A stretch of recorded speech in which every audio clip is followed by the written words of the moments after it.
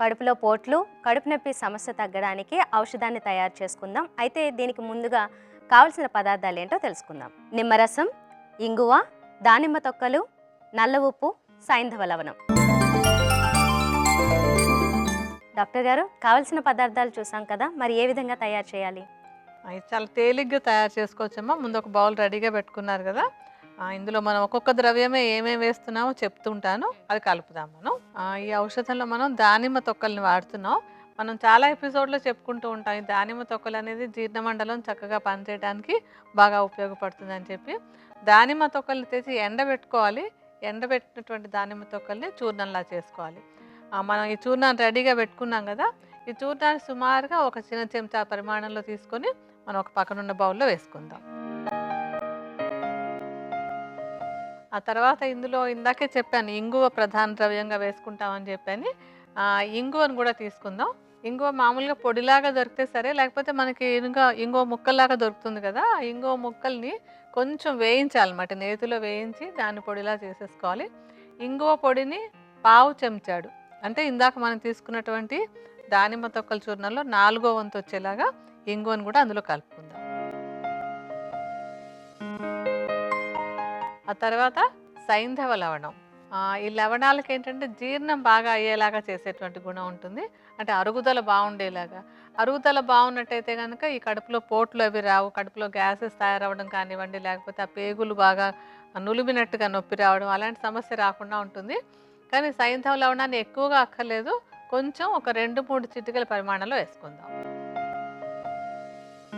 ఆ తర్వాత నల్ల ఉప్పు. మనం ఈ ఉప్పులన్నీ ఏంటంటే రకరకాల సాల్ట్స్ వాడుతున్నాం ఇందులో. ఈ సాల్ట్స్ అన్నింటికి కూడా చక్కగా బాగా అరిగేలాగా చేసి కడుపులో పేగుల్లో నొప్పులు అవి లేకుండా చేసేటువంటి గుణం బాగుంటుంది ఇది. అండ్ సాల్ట్స్కి ఏంటంటే తొందరగా పనిచేస్తాయి. ఇప్పుడు కడుపులో పోట్లు వస్తున్నప్పుడు మనం మందేస్తే ఎప్పుడో పనిచేస్తుందంటే ఉపయోగం లేదు కదా, తొందరగా తగ్గడానికి ఇది బాగా ఉపయోగపడుతుంది అనమాట. అంటే ఈ నల్ల ఉప్పు పొడి చేసినటువంటి దీన్ని సైంధవ లవణం కంటే కాస్తంత ఎక్కువ, ఒక 4 చిటికల పరిమాణంలో వేసుకోవాలి.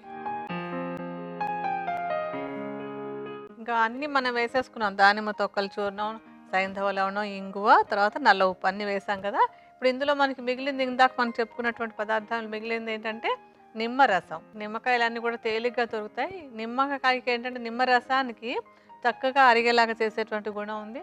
అలాగే కడుపులో ఏదైనా ఎసిడిటీలా ఉన్నా, కడుపులో పోట్లున్నా తగ్గించేటువంటి గుణం కూడా బాగా ఉంటుంది.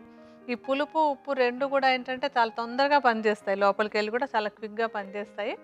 ఆ నిమ్మకాయని శుభ్రంగా కడిగేసి రసం తీసుకుని, ఆ రసాన్ని 2 పెద్ద చెంచాల పరిమాణంలో మనం తీసి పెట్టుకునే దాంట్లోకి కలుపుకోవాలి. ఆ మిశ్రమంలో 2 చెంచాల నిమ్మరసాన్ని కలపండి.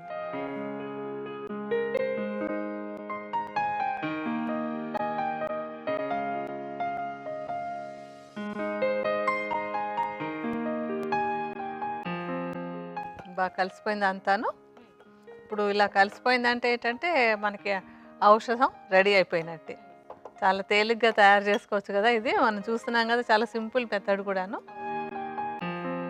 డాక్టర్ గారు, మరి ఔషధం తయారైపోయింది కదా, దీన్ని ఏ విధంగా తీసుకోవాలి?